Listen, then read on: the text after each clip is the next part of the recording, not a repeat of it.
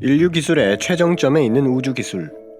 미국과 러시아의 우주왕복선과 각국의 인공위성은 극한 환경인 우주에서 제대로 작동하기 위해 최고로 발전된 소재와 사양으로 만듭니다.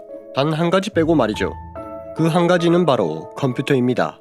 여러분들은 인공위성이나 우주왕복선에는 어떤 사양의 컴퓨터가 들어갈 것 같나요? 정답을 맞추시는 분은 거의 30년 전 가정용으로 공급되기 시작했던 CPU 속도가 80MHz인 펜티엄 컴퓨터급입니다. 어느 정도인지 감이 오지 않는다고요? 요즘 하이마트에 진열되어 있는 노트북의 CPU가 보통 2GHz를 넘습니다. 2GHz는 2000MHz죠.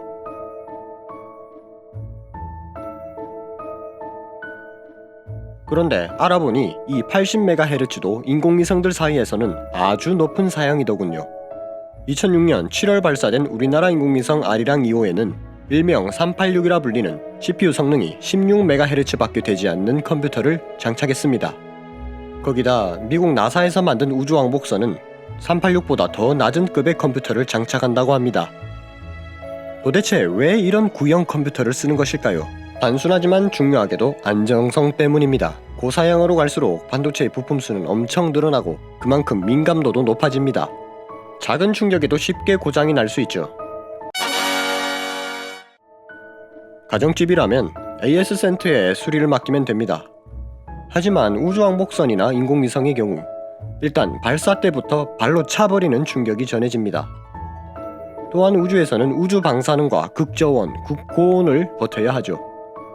기껏 우주로 보냈는데 컴퓨터가 작동하지 않으면 그냥 수천억짜리 폭죽이 되는 것입니다.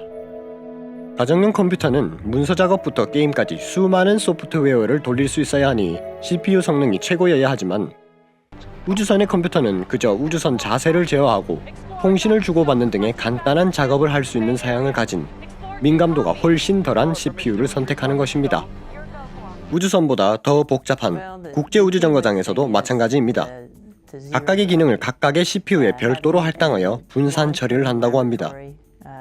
최근에는 너무 오래되어 단종된 이 CPU들을 대체하고 좀 더 좋은 성능을 위해 새로 개발 중이라곤 하지만 우주센터에서도 이런 메시지는 받고 싶지 않겠죠.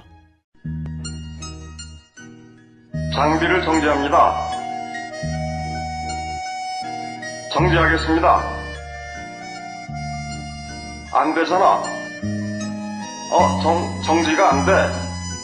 정지시킬 수가 없어. 안 돼. 여러분은 어떻게 생각하시는지 댓글 부탁합니다.